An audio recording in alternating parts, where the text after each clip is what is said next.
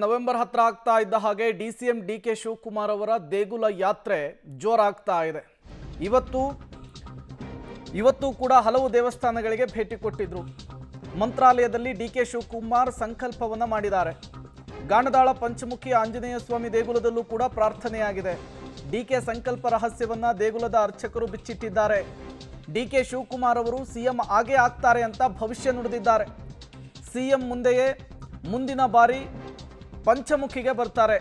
DCM DK Shivakumar ಸಂಕಲ್ಪ ಖಂಡಿತವಾಗಿಯೂ ಕೂಡ ನೆರವೇರುತ್ತೆ. ಪಂಚಮುಖಿ ದೇಗುಲದ ಅರ್ಚಕ ಭವಿಷ್ಯವನ್ನು ನುಡಿದಿರುವಂಥದ್ದು. ಕಾಂಗ್ರೆಸ್ನಲ್ಲಿ ನವೆಂಬರ್ ಕ್ರಾಂತಿ, ಮಂತ್ರಾಲಯದಲ್ಲಿ ಡಿಕೆ ಸಂಕಲ್ಪ, ಗಾಣದಾಳ ಪಂಚಮುಖಿ ಆಂಜನೇಯ ಸ್ವಾಮಿ ದೇವಸ್ಥಾನದಲ್ಲಿ ವಿಶೇಷ ಪ್ರಾರ್ಥನೆಯನ್ನು ಮಾಡಿದರು. ಈಗ ಪ್ರಧಾನ ಅರ್ಚಕರು ಮಾತನಾಡಿದ್ದಾರೆ. ಡಿಕೆ ಸಂಕಲ್ಪ ನೆರವೇರುತ್ತೆ ಅಂತ ಹೇಳಿದ್ದಾರೆ.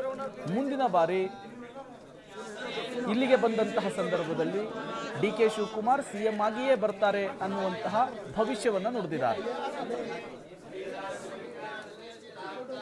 ಉಪಮುಖ್ಯಮಂತ್ರಿ ಡಿಕೆ ಶಿವಕುಮಾರ್ ರಾಯಚೂರು ಹಾಗೂ ಮಂತ್ರಾಲಯದಲ್ಲಿ ಟೆಂಪಲ್ ರನ್ ಅನ್ನು ನಡೆಸಿರುವಂಥದ್ದು. ಮುಖ್ಯವಾಗಿ ಮಂತ್ರಾಲಯದ ರಾಯರ ದರ್ಶನ ಜೊತೆಗೆ ಗಾಣದಾಳದ ಪಂಚಮುಖಿ ಆಂಜನೇಯ ದೇವಾಲಯದಲ್ಲಿ ದರ್ಶನವನ್ನು ಪಡೆಯುವ ಜೊತೆ ವಿಶೇಷ ಪೂಜೆಗಳನ್ನು ಮಾಡಿದ್ದಾರೆ, ಸಂಕಲ್ಪ ಮಾಡಿದ್ದಾರೆ, ಆರಾಧನೆಗಳನ್ನು ಮಾಡಿದ್ದಾರೆ. ಇಲ್ಲಿ ಏನು ಸಂಕಲ್ಪಗಳನ್ನು ಮಾಡಿ ಪೂಜೆಯನ್ನು ಮಾಡಿದರೆ ಅವರು ಅಂದ್ಕೊಂಡಂಥ ಸಂಕಲ್ಪಗಳು ನೆರವೇರುತ್ತೆ ಅನ್ನುವಂಥ ನಂಬಿಕೆ ಪ್ರತೀತಿ ಇದೆ.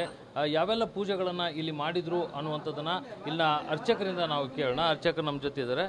ಈಗ ಡಿಕೆ ಶಿವಕುಮಾರ್ ಅವರು ಡಿಸಿಎಂ ಅವರು ಇಲ್ಲಿ ಒಂದು ಪೂಜೆಗಳನ್ನು ಮಾಡಿದ್ರು. ಏನೆಲ್ಲ ಪೂಜೆ? ಶ್ರೀ ಗುರುಭ್ಯೋ ನಮಃ. ಹರಿ ಓಂ. ಮಣಿಮಚ್ಛಾಸ್ತ್ರ ವಿದ್ವಾಂಸಂ ಮಣಿಮಾದ್ಯಷ್ಟ ಸಿದ್ಧಿತಂ ಗಾಣದಾಳಪುರಾಧೀಶಂ ಭಾರತೀಶಂ ಅಹಂ ಭಜೆ.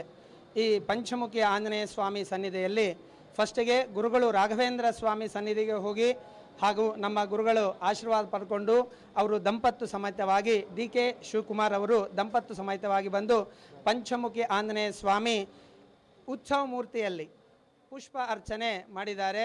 ವಿಶೇಷವಾಗಿ ಅವರಿಗೆ ಖಂಡಿತವಾಗಿ ಅನುಗ್ರಹವಾಗುತ್ತದೆ. ಪಂಚಮುಖಿ ಪ್ರಾಣದೇವರು ರಾಯರು ಖಂಡಿತ ಅನುಗ್ರಹ ಮಾಡ್ತಾರೆ, ಅದರಲ್ಲಿ ಸಂಶಯವೇ ಇಲ್ಲ.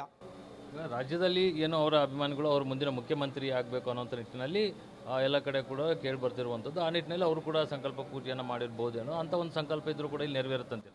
ಖಂಡಿತ ನೆರವೇರುತ್ತೆ. ಅವರು ನೆಕ್ಸ್ಟು ಮುಖ್ಯಮಂತ್ರಿ ಆಗೋ ಸಂಭವ ಇದೆ. ಮತ್ತು ಮುಖ್ಯಮಂತ್ರಿ ಆಗೋಣ, ಇಲ್ಲಿ ಬಂದು ಪ್ರಾಣದೇವರ ಆಶೀರ್ವಾದ ಪಡ್ತಾರೆ ಅಂತೇಳಿ ಪಂಚಮುಖಿ ಪ್ರಾಣದೇವರಲ್ಲಿ ಗುರು ರಾಘವೇಂದ್ರಲ್ಲಿ ಪ್ರಾರ್ಥನೆ ಮಾಡ್ಕೊತಾ ಇದ್ದೇವೆ.